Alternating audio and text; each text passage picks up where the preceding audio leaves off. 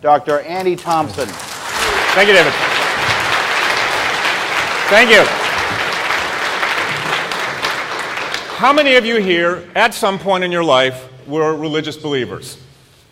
Of course, most of us are. Why did my mind, why did your mind, why did our minds generate religious ideas, religious beliefs, and accept them? Why? And what I hope to show you this morning is the answer to those questions.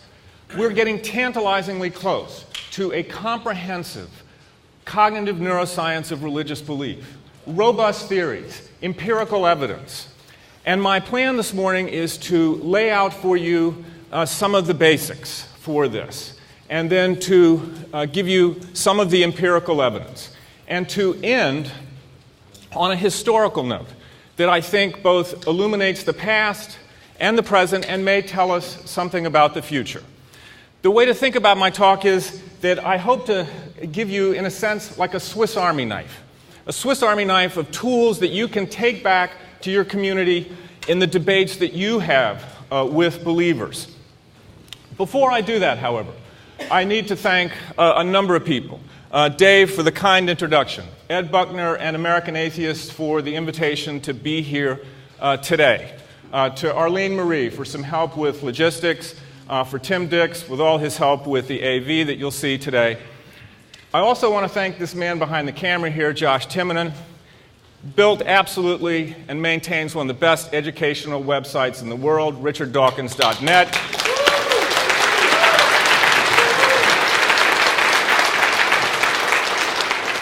Behind him, his partner, Maureen Norton. Josh and Maureen have contributed to the material you will hear today. And I particularly want to thank Richard Dawkins for the opportunity to work with his foundation, but more specifically, his work. I think this audience appreciates, that when Richard, Christopher Hitchens, Sam Harris, Dan Dennett, Ian Hersey, when they publish these books, they are not only creating a sea change in the culture, but they're putting their lives on the line. People here know that there are others out there who don't share these ideas, who are threatened by them. And they really put their lives on the line for all of us. I think we owe them an enormous debt of gratitude.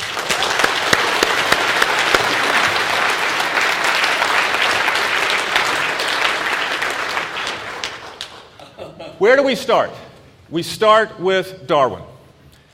Darwin's remarkable idea not only gives us the only workable explanation we have for the design and variety of all life on Earth. His idea gives us the only workable explanation we have for the design and architecture of the human mind. And in that architecture, the pieces that generate religious belief. Basically, you take Darwin's idea, combine it with Watson and Crick, with genetics, and you have this. This is the modern Darwinian synthesis. Every organism is an integrated collection of problem-solving devices designed over evolutionary time by natural selection to promote in some specific way the genes that produce that adaptation. Let's look at us. Look at me, okay? The heart solves the problem of pumping blood. Hemoglobin solves the problem of transporting oxygen. The lung solves the problem of extracting oxygen from the air. At every single level of biological inquiry, from membranes to mind, Darwinian natural selection. Now, this statement also, I want you to look at carefully, is also a statement about the human mind. The mind is what the brain does, and the brain evolved under the same rules of natural selection. The brain is a collection, an integrated collection of problem-solving devices designed over evolutionary time by natural selection to promote in some specific way the genes that built that adaptation. Steven Pinker has the analogy that the human mind is like the Apollo spacecraft, this compact collection of engineering devices solving a constant stream of problems, only a few of them conscious to the astronauts. You're sitting there now.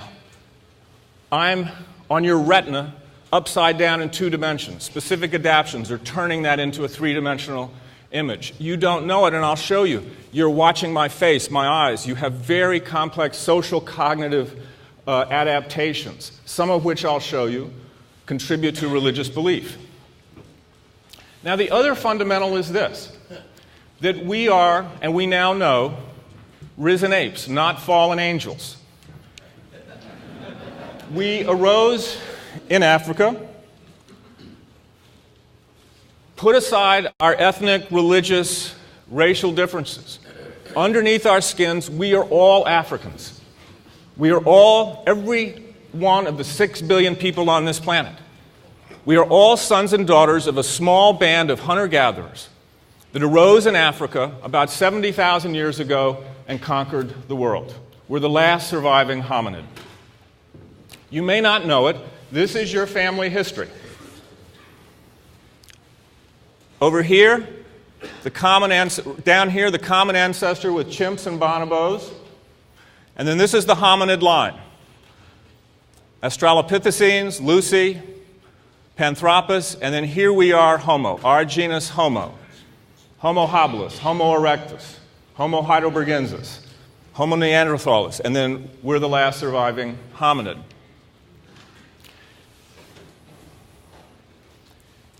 This is Lucy up here, Homo erectus, about 2 million years ago, and us. And notice in particularly the area of the frontal lobes. This shows it a little bit clear. On the left is the skull of a Homo erectus. On the right, Homo sapiens. Notice in particular the enlargement of the frontal lobe area. For evolution, pretty quick period of time, we evolved these frontal lobes. Why and why? If you remember, 1.5, 2 million years ago, Homo erectus left Africa without language, went to Indonesia, the Caucasus, really, in some sense, conquered half the world. They had conquered the physical environment by 1 million years ago. So what was left? What was the most challenging, complex part of our environment that drove the evolution of us? Well, the most challenging, complex part of the environment was probably each other. And this is the origin of our complex social cognitions. Why is this important? Because religious ideas, religious beliefs, are just the extraordinary use of everyday cognitions, everyday adaptations, social cognitions, agency detection, precautionary reasoning. That religious ideas, religious beliefs are a byproduct of cognitive mechanisms designed originally for other purposes. Now, what's a byproduct? I notice a few people taking notes. Reading and writing is a cultural byproduct. We don't have reading and writing modules in our brain. It's a byproduct of fine motor skills, vision, language. Music is a byproduct of language, hard vowels and consonants put to rhythm, originally the rhythm of a beating heart. And this is the essence of what religions are. Religions are byproducts of cognitive mechanisms, everyday cognitive mechanisms, that created and arise really as an artifact of our ability to imagine social worlds. They're always, every religious idea is a human concept with some slight alteration. Now, how many of you here love Big Mac meals? Now, come on, I'm a psychiatrist. You can tell me, it's confidential information. It's protected by HIPAA rules. You can tell me. How many of you love Big Macs? Come on. Of course.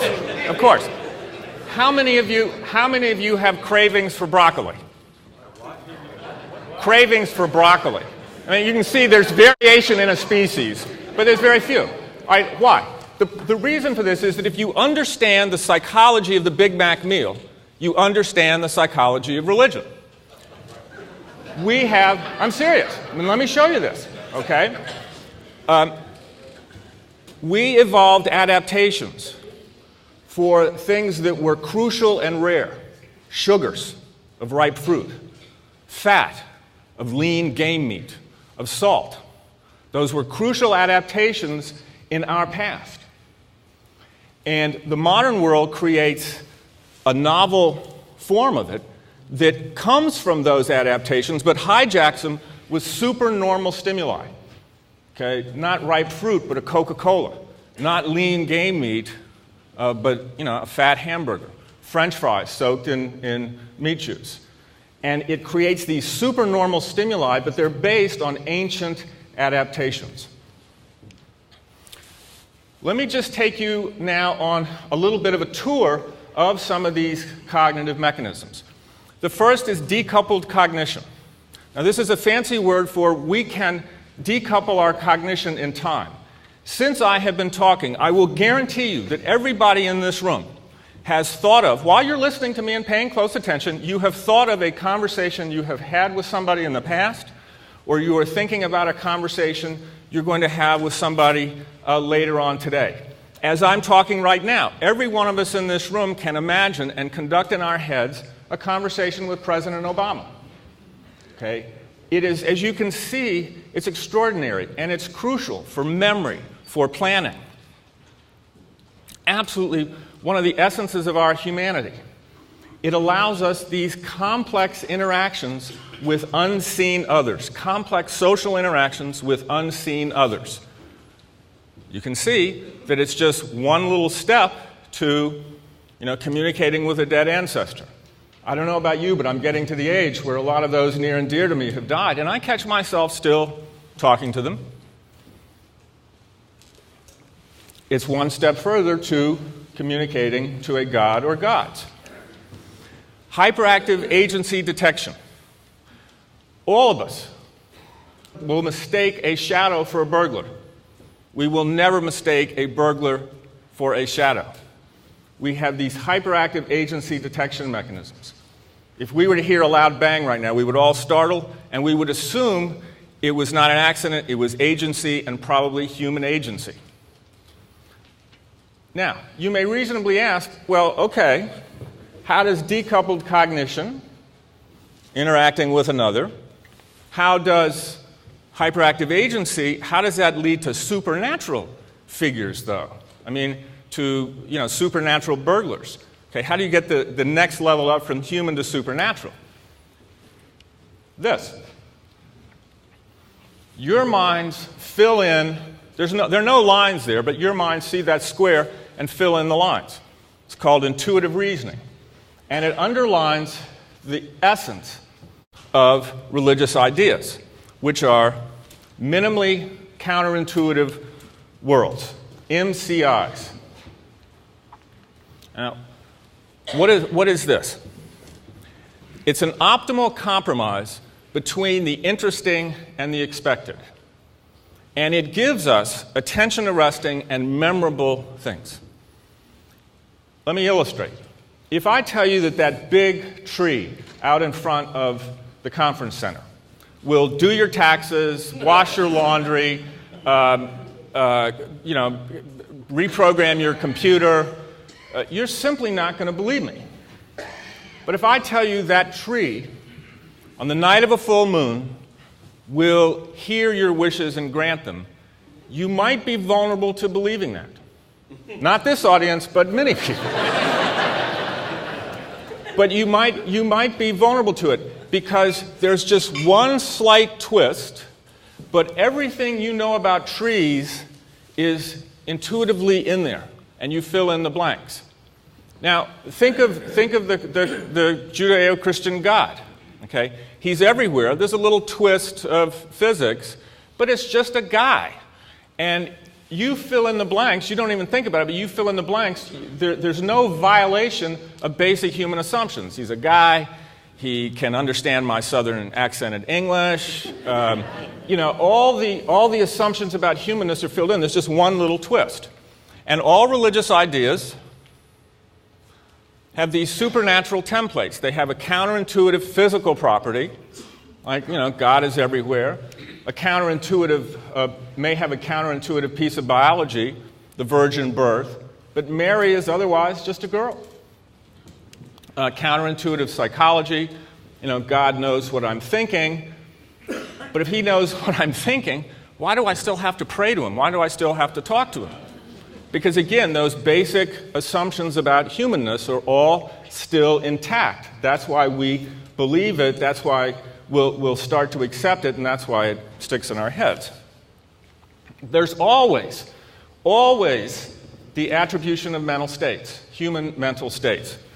Look at any religious idea. Go back to your college courses, think about any religious system, any religious ideas you know of, and they fit this model. Now, we see this most clearly, some of these vulnerabilities in children. And, we're all children grown up. Children from very early on are common sense dualists. What does this mean? It means you can take a 5-month-old and you can have a box, you can arrange for a box to move, jump, start like a person, and a 5-month-old will startle. A 5-month-old doesn't startle when a human being moves in exactly the same way. So very early on, you start to see that we have systems that are designed for dealing with agents, with intentions and goals, and physical objects. Children know more than they learn. We come into the world with these systems already in place. It is natural from very early on to think of disembodied minds. Now, you can flip it around and you can understand why this is crucial. If I required a body to think about that person's mind, that's a real liability. It's burdensome. I need to be able to think about somebody and think about what's going on in them and what their intentions or goals might be without them present. Jesse Baring in Ireland did some fascinating experiments, a puppet show in which an alligator eats a mouse. And then the children are asked, well, does the mouse still need to eat or drink? And the children say no. Is the mouse still moving around? No. Does the mouse think certain things? Does the mouse want certain things? The children say yes. You start to see that division. Half of 4-year-olds, if you interview them, have imaginary friends. So that we see that the belief in some life separate from what is actually experienced in the body is the default setting of the human mind. Another thing about children is that they are causal determinists. What does this mean? Well, any mind that is oriented towards seeing intentions and desires and goals is going to overread purpose. If you ask a child, what are birds for? To sing. What are rivers for? For boats to float on. What are rocks for? For animals to scratch themselves. Okay? We overread causality, way overread causality and purpose. If you go to the Dawkins website, there's a fascinating interview between Richard Dawkins and Randy Nesse. And at the beginning of the interview, it's fascinating. They both catch themselves talking about natural selection as an intentional agent. They realize they're using intentional language, and they stop themselves. And so it's very easy for us to imagine, again, intentional agents that are separate from ourselves. Children will spontaneously invent the concept of God. What you start to see are these mechanisms that we're born with make us all very vulnerable to religious ideas. Religious ideas are much easier. It's disbelief. It's truly understanding, say, something like natural selection that is cognitively a little bit harder. Decoupled cognition, hyperactive agency, minimally intuitive worlds, promiscuous teleology, starting to build this list of cognitive mechanisms. Now we'll turn to the attachment mechanism. The attachment mechanism in humans was laid out by psychiatrist John Bowlby in England and Mary Ainsworth, the psychologist here. And the attachment system is the fundamental caretaking system in mammals. And think about religions. You're in distress. What do? You turn to a caretaker. You turn to an attachment figure. Alan Walker, the great paleoanthropologist, has this absolutely haunting story in his book about the Turkana boy. And they found this 1.7 million year old fossil of an adult woman, an adult Homo erectus woman, 1.7 million years old. And she had died of severe vitamin A poisoning, which would have meant that she was hemorrhaging into her joints, pain, couldn't move. It's a terrible way to die. But on closer inspection, they noticed that there was new bone growth, and it immediately caught them. They suddenly realized that this woman, 1.7 million years ago, had lived for months, and that it meant that somebody was taking care of her, bringing her food and water, protecting her from predators, sitting with her through the long, dark, dangerous nights in the savannas. So you see this attachment system, in our species or in our ancestors 1.7 million years ago. The attachment system is both crucial to belief, but what I want to show you is the attachment system is one of the things that makes it very hard to give up belief. And we see this illustrated in Darwin's life. If you remember, Darwin went on the voyage of the Beagle, 1831 to 1836. He comes home, and his ideas are starting to gel. John Gould tells him his finches are, species that have never been seen before. And he realizes that species are not immutable. He starts to think about evolution. Opens his notebooks. This was his original Tree of Life. And sees that man may arise from animals, and there is no need for any deity. Remember, he went on the voyage of the Beagle as a creationist. This is what he writes in his notebook in 1837. Okay. He's engaged to Emma Wedgwood, his first cousin. He realizes that species change. They evolve, but he doesn't have a mechanism. Then in September of 1838, he reads Malthus's essay and he gets his idea. He sees the mechanism, the struggle for existence. That's September 1838. Somewhere in that fall, he told his fiancée. In November, he gets the first of these kind of letters. She was distressed. And she said this kind of thinking might cause a painful void between us. They're married in January of 1839. In February of 1839, she writes him another letter. After his death, this letter was discovered, and on the bottom in his own hand is written, "You don't know how many times I have cried over this." By the 1840s, Darwin is walking Emma and the children to the church on Sunday mornings, stopping at the gate. They go into church. He goes off on a walk. And it is reasonable to think that it is the concern about his wife's reaction, the potential rupture of that bond, that's one of the things that led Darwin to sit on his idea for 20 years. And we see this fear of loss of attachment even in one of the modern apologists, Carl Giberson, the Nazarene College physicist who is constantly talking about reconciling evolution and religion. And he states it quite explicitly. If he were to give up his faith, he would lose his parents, his wife, his children. Fear of loss of attachment, the rupture of that bond. So we see that the attachment system is both crucial to religion, it's one of the barriers to giving it up. Now I want to turn to theory of mind. All of you here know that I have a mind like your mind with intentions, wishes, and desires, but intentions, wishes, and desires that may be different from yours, that you have to read. These capacities come online, I think when we're about 3 or 4 years of age. Now, I want you to look at the picture on the left of Bogart and then quickly look over on the picture on the right. If you do that, the picture on the left, Bogart's eyes are looking to his left. When you look at the other picture, Bogart's eyes are looking to the right. But how can that be? It's the exact same picture, it's just flipped into a negative. Why do Bogart's eyes switch? And what I'm trying to tease out here is to show you that you have a separate dedicated system. When you look at faces, you have a separate dedicated system that monitors eye gaze.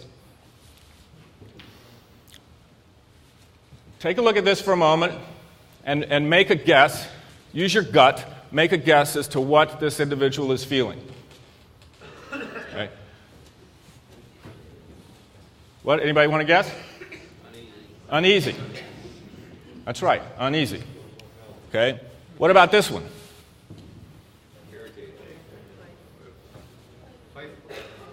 Playful. It's playful. Now, think about it for a moment. You're looking at grainy black and white photos of eyes, and you are making sophisticated discriminations about complex emotional states. Okay? The women are a little bit better at it than the men, but we can discern 212 complicated emotional states just from eye gaze.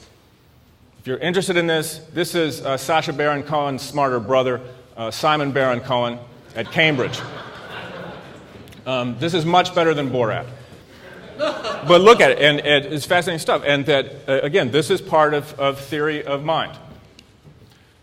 You probably can't read the caption here. Let me read it for you. It says, "What do you think I think about what you think I think you've been thinking about?" Okay. And this is another part of theory of mind called intentionality with an S. And it goes, the first order is I think, second order, I think you think, third order, I think you think that I think, fourth order, and we can go to about 5, sometimes 6 orders, and that's about it. And you can see, I hope, where this is absolutely crucial to social interaction. Utterly crucial. And again, an extraordinary piece of cognitive software. Just extraordinary. Can everybody read the captions in there? Okay, first one says, "I think he's very boring." The stranger says, "I believe that she thinks I'm very attractive." And the husband says, "I suspect that he believes that she wants to run off with him." But you can see. Now, look at what religions do. Religions, again, utilize this. I believe that God wants. I believe that God wants us to act with righteous intent. Fourth order is social religion. I want you to believe that God wants us to act with righteous intent. Fifth order, communal religion. I want you to know that we both believe that God wants us to act with righteous intent. You see how religions utilize this cognitive adaptation, which is just an ordinary, not so ordinary really, but cognitive adaptation that's crucial to our social interaction. Now, let me turn to one of the, I think, most exciting things that's come along in a long time. Just came out this past March, and it is a paper by a group of people. The senior author is Kapogiannis. This research comes from the National Institute of Health, National Institute of Stroke and Cerebral Vascular Disease, which I just love. And what they did is that this is a unique study. They took 20 men, 20 women, various religions, and they put them in functional MRI machines, and they read about 100 different paired statements about religious experience, knowledge, various things. God controls the world. God is absent from the world. God has views on marriage. God disapproves of homosexuality. God has ideas about marriage. I mean, there's just this long list, and they put these individuals in functional MRIs and measure and asked them whether they agreed or disagreed with the statement, and then measured their response. If you're not used to seeing MRIs, if you start over here on the left, that's like my right hemisphere has been removed, and you're looking at sort of a split brain. You're looking into my brain, right in the midline, and then as we go down to the right, the rest, my right hemisphere is filling in. So midline on the left, and at the end on the right is the outer cortex. And the patterns that arose were uniform. God's love, God's anger, doctrinal religious knowledge, and then experiential religious knowledge. And all these individuals, the patterns came out the same. Well, why? Okay. There were 3 dimensions of religious belief that teased out. God's perceived level of involvement, God's perceived emotions, and doctrinal knowledge and experiential knowledge. All of this was localized in networks that processed theory of mind capacities, and abstract semantics and imagery. Why this is important is that it's unique. We know we've had MRI studies of Buddhist monks and some outliers, but these are just ordinary people of various religious persuasions. And what it shows is that the components of religious belief are served by well-known neural circuits, circuits that we already know about, which mediate these evolutionary adaptive cognitive mechanisms. That religion is integrated into the brain using networks for social cognition. They're not specific religious networks in the brain or specific religious networks in various individuals. They come down on well-known circuits used in social cognition.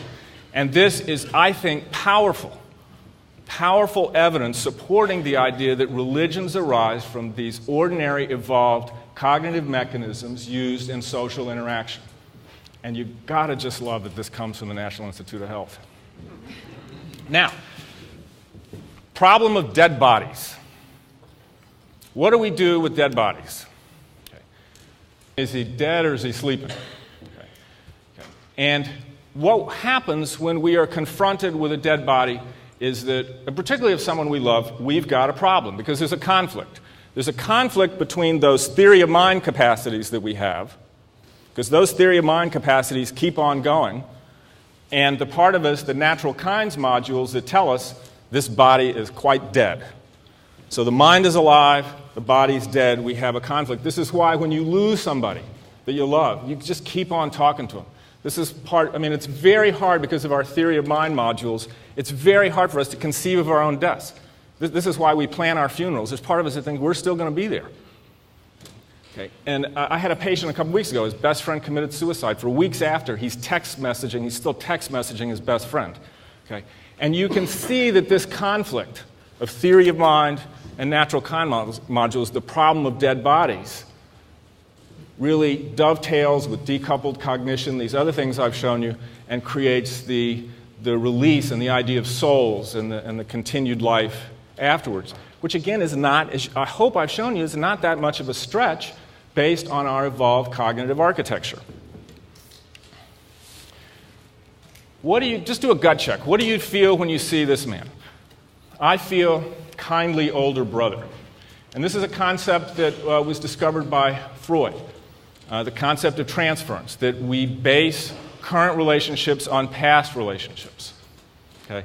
We set a grammar of relatedness very early in our lives. How many of you have seen the movie Memento? Okay? It shows what happens when you lose that capacity. You have to learn about social relationships each new time.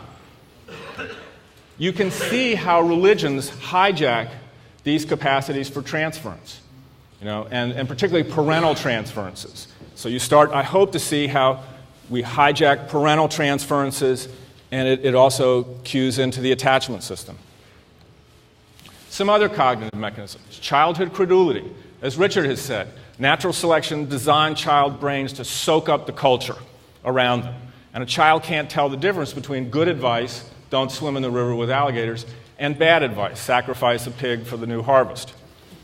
All of us are much, much more deferential to authority than any of us would like to believe. The famous Stanley Milgram experiments that show that we will do things under the guide of an authority that we, at another level, know we shouldn't. Reciprocal altruism. All of us keep in our heads who we owe and what we owe, and who owes us. And you can see religions utilize this. If you sacrifice, you'll receive something in return. Reciprocity. This, romantic love. We have circuits in our brain designed for romantic love, for intense focus and love and commitment to an individual. And this cognitive mechanism is also used in religions. Think about Mother Teresa's recent letters, where she talked about Mary and Christ. If you've seen the movie The Painted Veil, the Diane Rigg character, the nun, has this powerful soliloquy in which she talks about as a young girl she fell in love with Jesus. Moral feeling systems. All of us have inferential moral systems that come online as early as age 1. But it's very hard for us to be conscious of the origins of this. We just sort of know it instinctively at a gut level. It's very hard to be conscious of, and this is what religions hijack. and then they claim we wouldn't have morality if it weren't for them. And they recruit these moral systems, obviously, to lend credence and plausibility to gods, particularly use these moral systems to link commitment mechanisms, and to provide a competent, morally competent witness. And it helps us become conscious of our moral systems, which are still, basically instinctive. I think this is a useful way to think about the difference between morality and religious morality. Morality is doing what is right, regardless of what we're told. Religious dogma is doing what we're told, regardless of whether it was right. Something that is related to this is altruistic punishment. This, again, is a cognitive mechanism all of us have. We are willing to punish social cheats at a cost to ourselves. All of us do it, all of us have done it. Again, crucial to social life. Suicide terrorism is just one step removed. Empathy. Now, if I raise my right hand, there are neurons in my left motor strip that are lighting up. As you all are sitting there watching me raise my right hand, the same neurons in your left motor strip light up. Exact same ones, but you inhibit the response. If I take my hand and I take this knife and I start to poke it in, I'm feeling a little pain right now, okay? And some neurons are lighting up in my left sensory motor strip, my thalamus, and I'm starting to feel pain. Okay? As you are watching me do this, the same neurons in your left sensory motor strip are also lighting up. As I'm doing this, all you got to do is see me doing this, and maybe a little wince on my face, and you feel the same thing. You literally feel my pain. This capacity for empathy, again, crucial for social relationships. How do religions hijack this? This is a Filipino devotee who last year had himself nailed to a cross. Now, I don't know about you, but when I was a child, I saw a lot of this, and it really distressed me. And I felt, well, maybe there's something wrong with me. But I can remember being distressed by this. And every time that this kind of thing is displayed, no matter how hardened you get to it, at some level, those parts of you that feel the kind of pain that would be induced by this torture will light up. And religions hijack this capacity for literally feeling others' pain to induce guilt and obligation.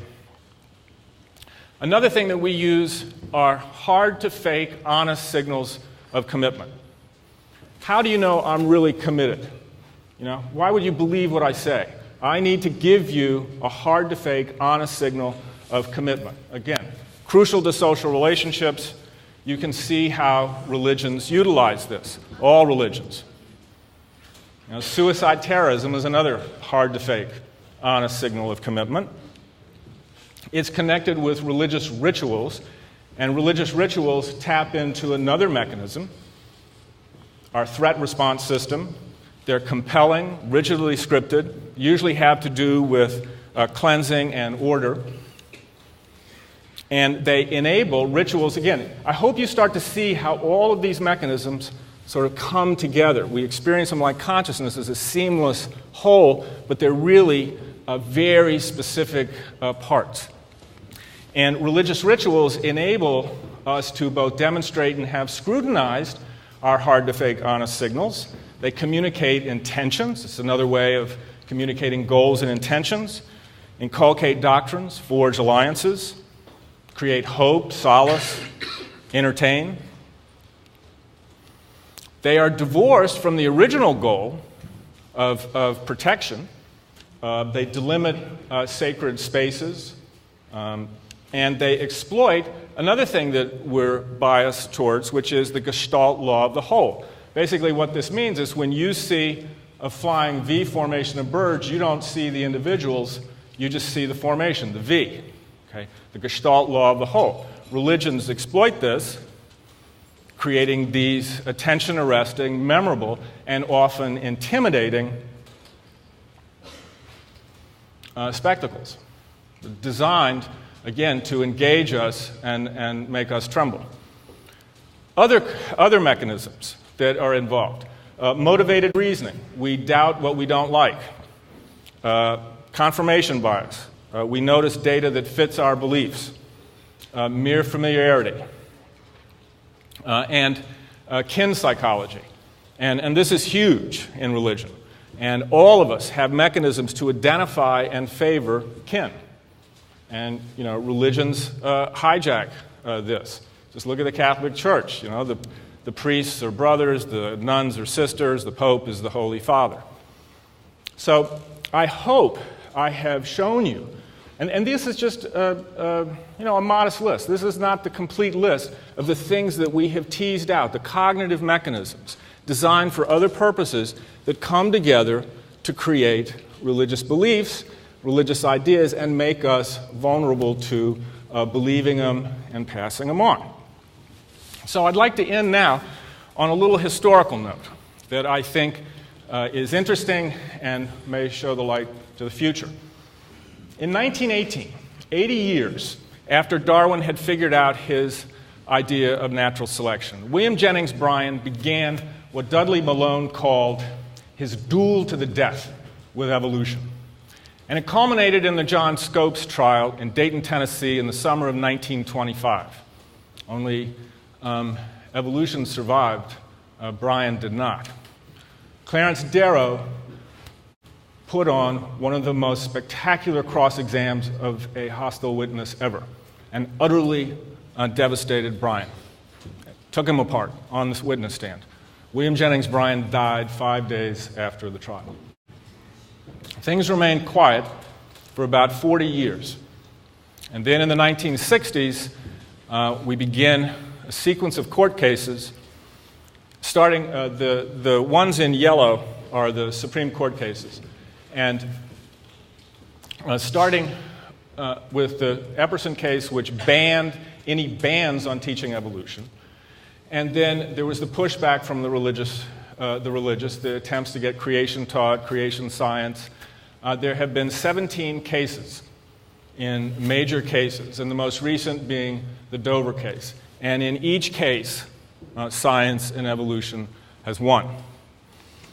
At the Scopes trial, Dudley Malone, who was an Irish Catholic divorce lawyer and who was Clarence Darrow's co-counsel, gave what is considered the best speech of the trial, the academic freedom speech, in which he said, teach science, teach evolution.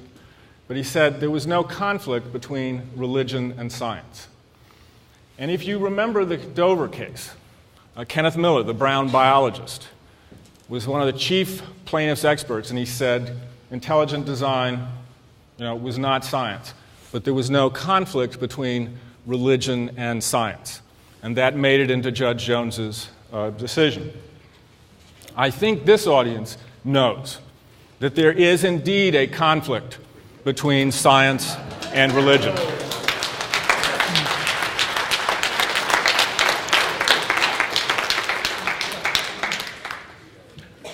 And if I have done my job this morning, and if I've done my job well, I hope I have shown you that we are on the threshold of a comprehensive cognitive neuroscience of religion. Okay? And it deepens the conflict between science and religion. Okay?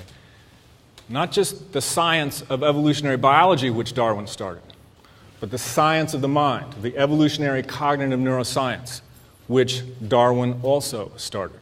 And it deepens that conflict.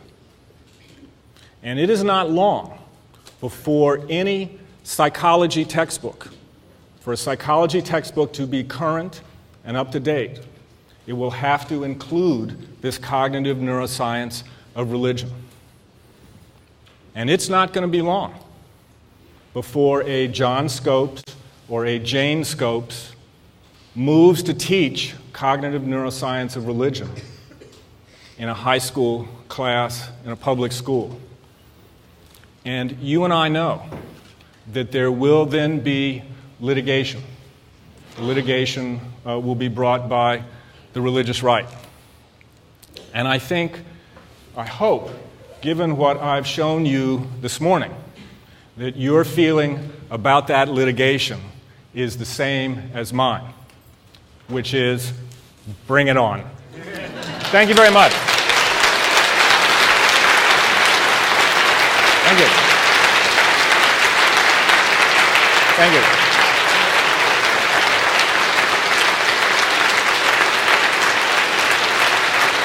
Thank you very much. Given all the multiple systems making us vulnerable to religious thought and belief, how do you explain what happened in our brains that we have? What systems account for how we have challenged those other systems and become non-believers? Again, I think it is going to be unique to every individual. There's a narrative, there's a story there to every individual, but I think it is probably education and intelligence. It's cognitively harder to reach disbelief, and I think that's one of the reasons that the more educated individuals tend to be, not religious. The more intelligent, more educated. So I think it's a function of each individual's unique experience, but probably also intelligence and education. But I mean, do you remember? I'm just curious. Do you remember when and how you changed? You want to say? I mean. I was a biology major, and everything differed from what I was taught as a child. And I had a little bit of help from my mother, who was a devout Christian, but she taught me evolution and looking at fossils from the time I was 5 years old and up. So I kept going back to that, saying, well, if everything she's saying doesn't match what she taught me, she's got the problem. I'm on the right path. So I majored in biology to prove her talk and her doing I found was correct, but the words she just said out of habit were incorrect. Well, thank you to your mother. There's been a lot of talk about closing Guantanamo Bay. And I wonder if you can give a prognosis, if you will, of what is going to happen, or what do you think could happen? Is this a bad situation? Are we breeding terrorists like in the book that you recommended, The Looming Tower? Guantanamo, you create greater religion. We're more vulnerable to religious belief when we are powerless. And we're looking for an attachment figure. We're looking for social community. I'm sure the men coming out of Guantanamo are going to be more devout Muslims. I mean, that would be my prediction. But so you would think that it's a bad idea to close Guantanamo? To close it? Absolutely. I mean, it's a violation, but that's a different reason. It's a violation of fundamental civil liberties. I mean, the basic principles that this country was involved in. It's an outrage. For those that are interested, look in the New York Times a couple weeks ago where they printed the stuff from the Red Cross report about the torture of the prisoners. It is just terrible. Thank you. Theists tend to use this same information and turn it around and say, oh, look, God created the brain so that it has these exact places where belief in God is stored, and we're all programmed by God to believe in God, so God must exist. They can turn that around pretty well. How do you see that in those terms? Okay. The question is, theists say that God invented the brains that have got all these mechanisms. My response in those arguments is actually Christopher Hitchens. He has a wonderful thing about, that God sat there for, just in terms of our genus, Homo, sat there for 2 million years with folded arms while people led short, brutal lives, and then, just a couple thousand years ago, intervenes with a couple of illiterates in the desert. But Hitchens, I think, has the best response to that. Because neuroscience shows the gradual evolution of these mechanisms. A lot of these social cognitive mechanisms that I showed you have their precursors, as you can imagine, in chimpanzees and other primates. Thanks for the talk, Andy. It was great. being devil's advocate and turning the situation around, you use the expression that religion has hijacked many of our natural cognitive mechanisms in preparation for the next Scopes trial that you mentioned. Could you say that, based on the fact that if I was to have an MRI scan right now and look at the picture, and then if I was to go away and learn Swahili for a year or something and come back, my MRI picture would be completely different. My brain would have developed to understand that language. Can you say from that evidence that it's actually religion that has created these cognitive mechanisms, and we have religion to thank for our increased cerebral capacity? I'm not sure I understand the question, but let me give it a try at it. But no, if you went and learned Swahili and were exposed to their religions, your MRI would not be substantially different when read any sort of religious statements, whether it's the religion in Swahili or the religions here. I think the same social theory of mind mechanisms would be engaged. So I think your MRI would look similar. Is that? Well, I was saying, why did our brains develop in the first place? Did it just happen? Was it a natural emergent ability, or what gave us the increased cerebral capacity 70,000 years ago, before Cro-Magnon man? Well, again, the theory is that there were selective pressures to be able to negotiate social relationships better. That was the driving force, was being able to negotiate social relationships better. And then when language came on, we needed even greater cognitive capacities for the expansion that language gave social relationships. That's my understanding, but I'm not an expert in that area. What I'm saying is my idea would be that it was actually religious beliefs that brought about that social adherence to each other. Well, maybe, but again, I'm not an expert there. Thank you. You're welcome. I think it's Woody. When you had the slide up there of the evolution of Homo, whatever we became, from Lucy to Angelina Jolie, you called Angelina the last. May I suggest that maybe Angelina was just the next, and there's another evolution to come, and maybe one after that? Well, maybe, but my understanding from the experts is they think there's just simply too many of us for there to be, a change in fundamental human nature. That, we're still in the modern world, in our modern skulls, is a Stone Age brain. That fundamental human nature is unlikely to change. That's my understanding. Yes, sir. Yes, first I wanted to congratulate you on a marvelous presentation. I think it was very clear and almost revolutionary in helping us to understand how religion got here. I was so impressed by it, I was going to suggest I think it needs to be much more widely publicized than it even has been to date. And I was going to suggest that a mechanism for it might be a computer program called Let's Build a Religion, and try to show using these various mechanisms how you can get Catholicism and Judaism and Reform Judaism and cannibalism and all kinds of different religious ideologies by invoking these various mechanisms that you put in different ways. And I think if your little Let's Build a Religion kit just had a bunch of the world's great religions, we could show how great religions can be synthesized by your mechanisms, and I think it would help to profoundly inform the public as to how they got to the religious views that they have. Oh, no. No, I think it's a great idea. No, thank you. No. Thank you very much.